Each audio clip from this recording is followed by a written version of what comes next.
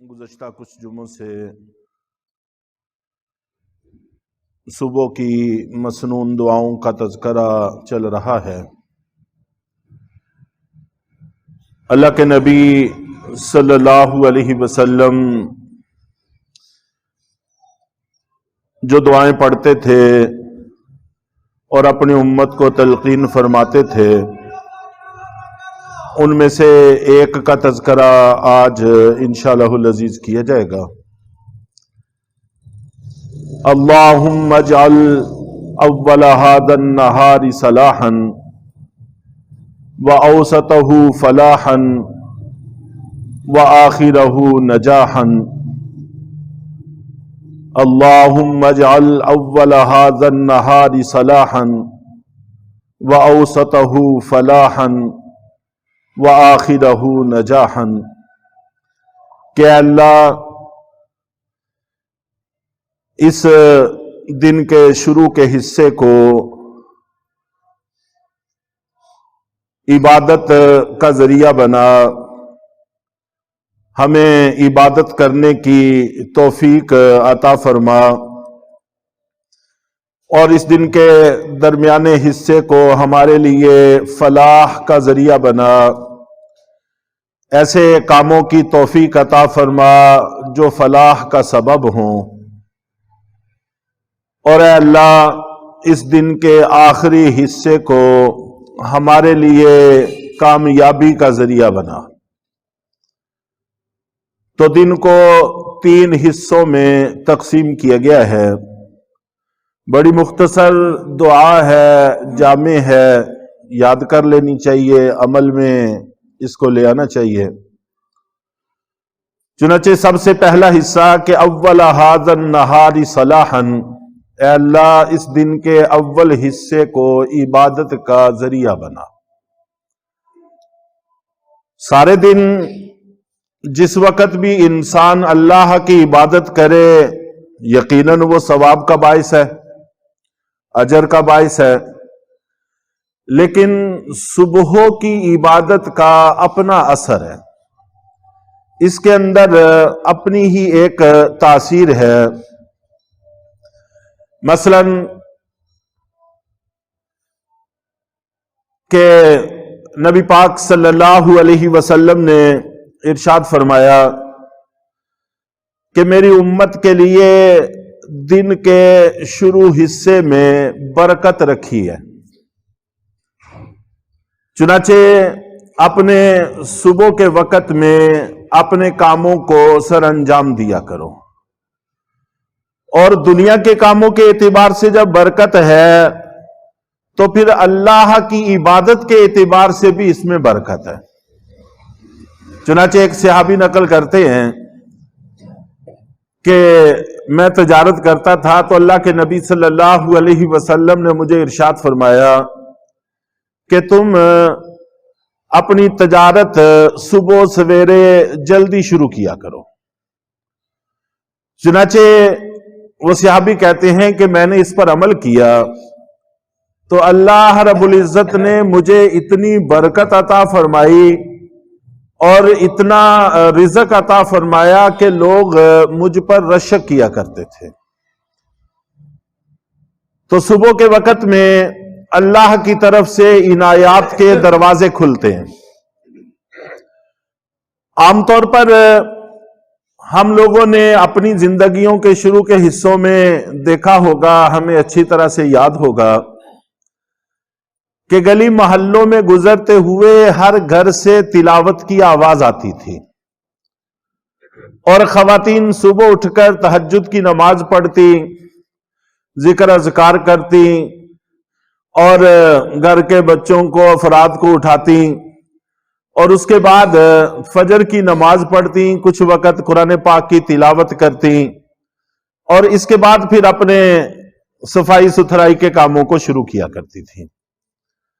تو تقریباً ہر گھر میں یہ معمول تھا، اور اب دیکھتے دیکھتے اتنا بڑا انقلاب برپا ہو گیا ہے کہ اب سوال ہی پیدا نہیں ہوتا کہ کسی گھر سے قرآن پاک کی تلاوت کی آواز آتی ہو، بلکہ اگر ایسا کہا جائے کہ اکثر گھروں سے گانے کی آواز یا پھر بس ایک سناٹا ہے سونے کا، رات کو دیر تک جاگتے رہے، صبح دیر تک سوتے رہے.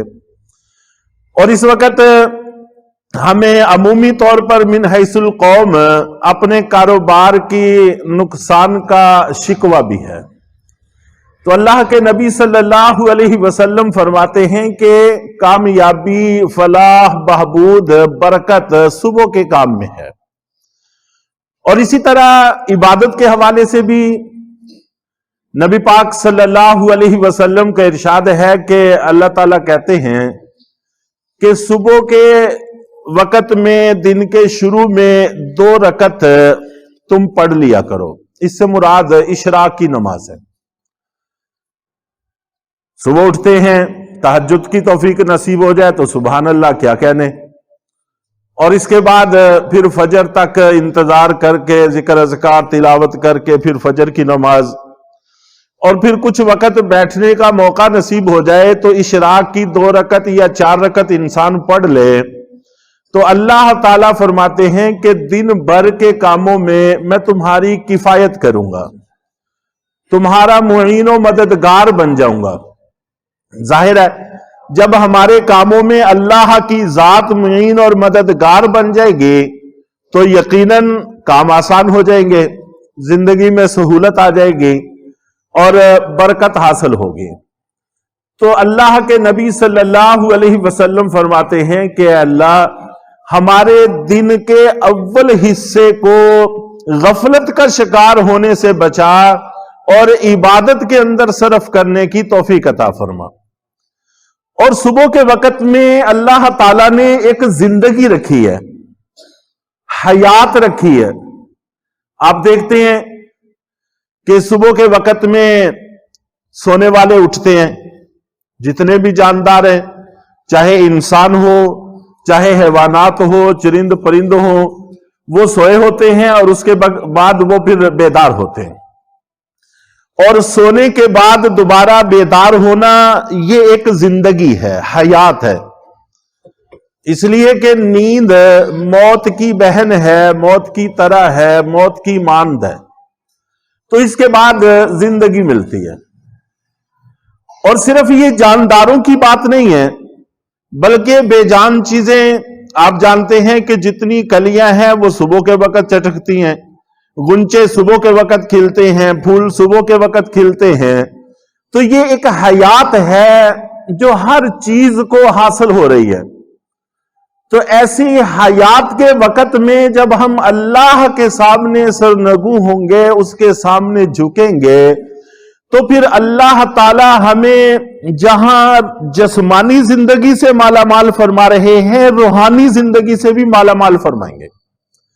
جب بھی عبادت کریں اس کے اچھے اثرات ہیں، لیکن صبح کی عبادت کے اپنے ہی اثرات ہیں، اس کی اپنی ہی برکت ہے، اپنی ہی نورانیت ہے.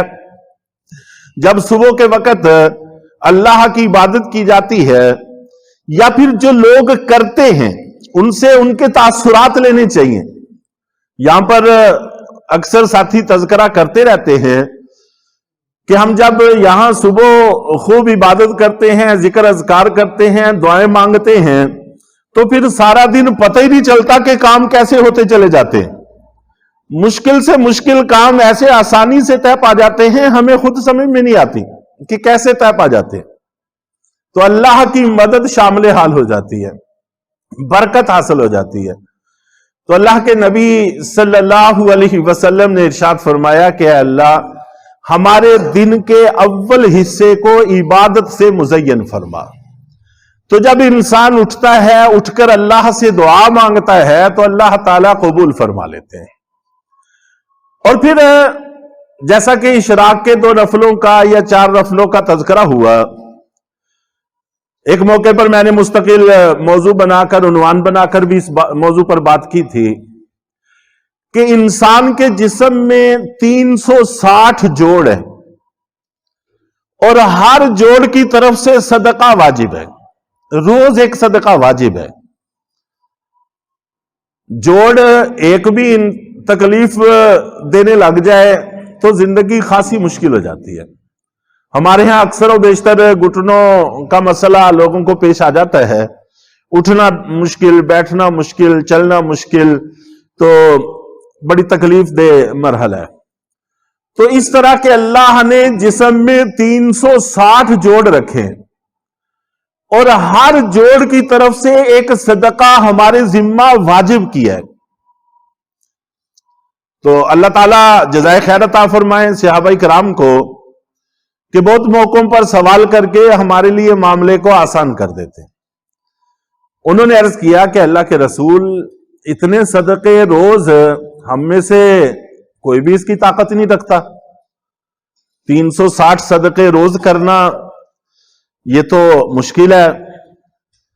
تو اللہ کے نبی صلی اللہ علیہ وسلم نے فرمایا کہ تم جو زبان سے سبحان اللہ کہتے ہو یہ بھی ایک صدقہ ہے، الحمدللہ کہتے ہو یہ بھی ایک صدقہ ہے، اللہ اکبر کہتے ہو یہ بھی ایک صدقہ ہے، لا الہ الا اللہ محمد الرسول اللہ پڑھتے ہو تو یہ بھی ایک صدقہ ہے۔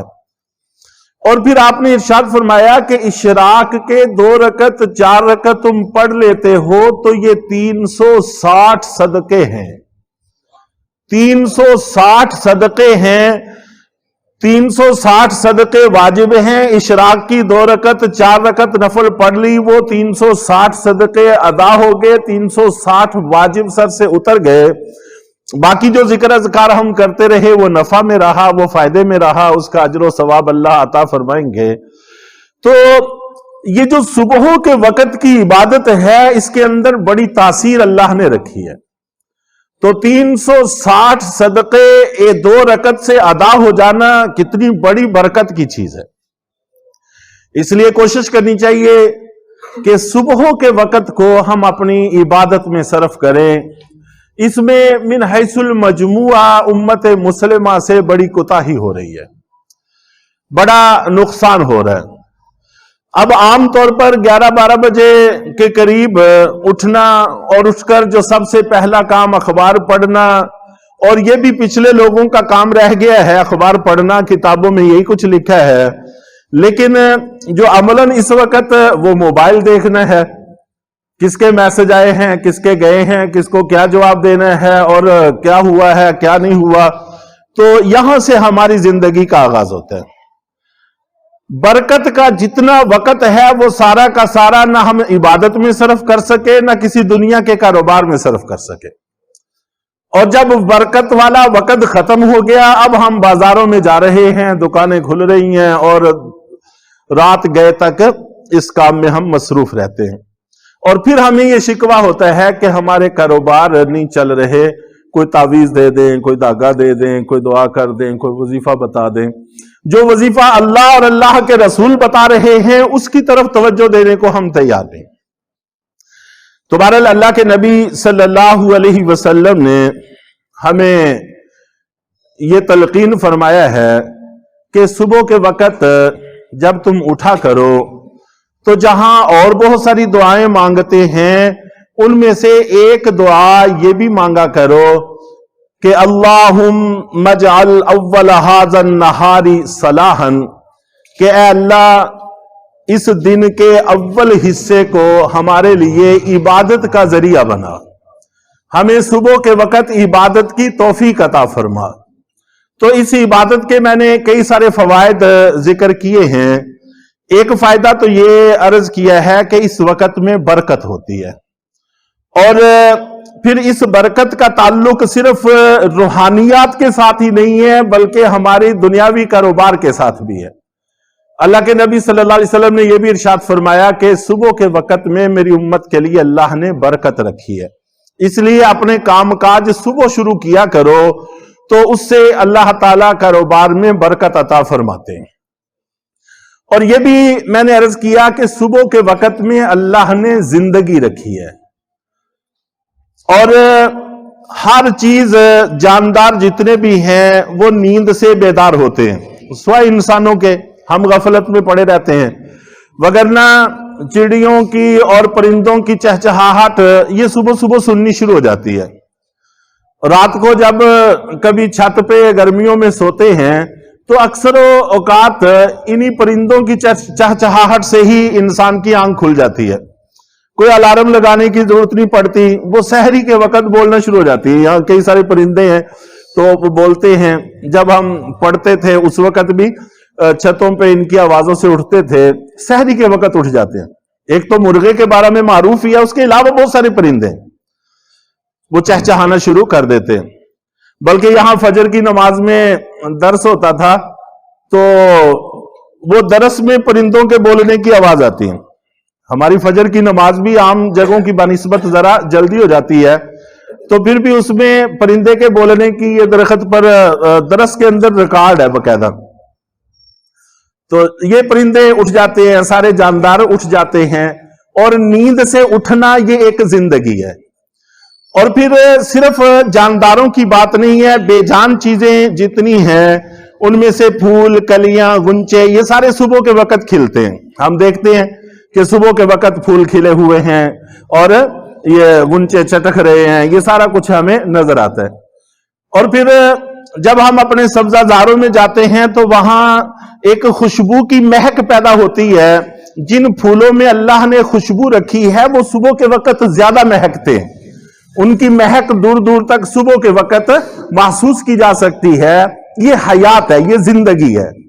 تو جو وقت اللہ نے زندگی کے لیے طے کیا ہوا ہے اس وقت کو ہم سونے میں، موت میں گزار دیتے ہیں.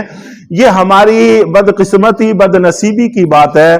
اپنے نظم الاوقات کو بدلنے کی ضرورت ہے، دوبارہ سے اس کو ترتیب دینے کی ضرورت ہے کہ رات کو ہم جلدی سوئیں، صبح جلدی اٹھیں.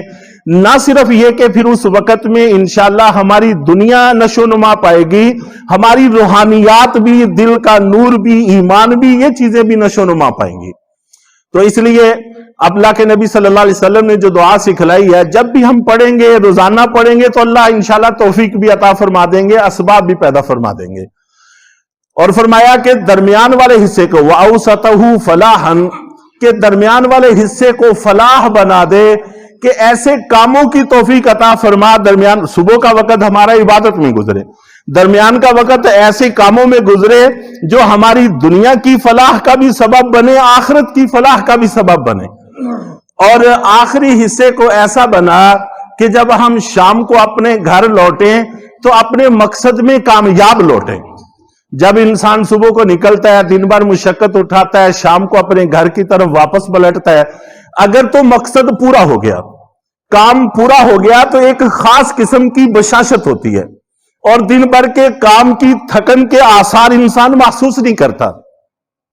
اور اگر سارا دن مشقت بھی اٹھائی اور کام بھی نہیں ہوا، پھر ایک بوجھل انسان اپنے آپ کو محسوس کرتا ہے، تھکن محسوس کرتا ہے. تو اللہ کے نبی صلی اللہ علیہ وسلم نے فرمایا کہ اللہ تعالیٰ سے مانگو کہ اللہ جب ہم گھروں کو واپس لوٹیں تو کامیابی سے سرشار ہوں، کامیابیوں کے ساتھ ہم واپس لوٹیں، ناکام واپس نہ لوٹیں. تو مختصر دعا ہے، بڑے جامع الفاظ ہیں، اس کو بھی یاد کر لینا چاہیے. انشاءاللہ یہاں پر لکھ بھی دی جائے گی. تو اللہ تعالیٰ ہم سب کو عمل کی توفیق عطا فرمائیں.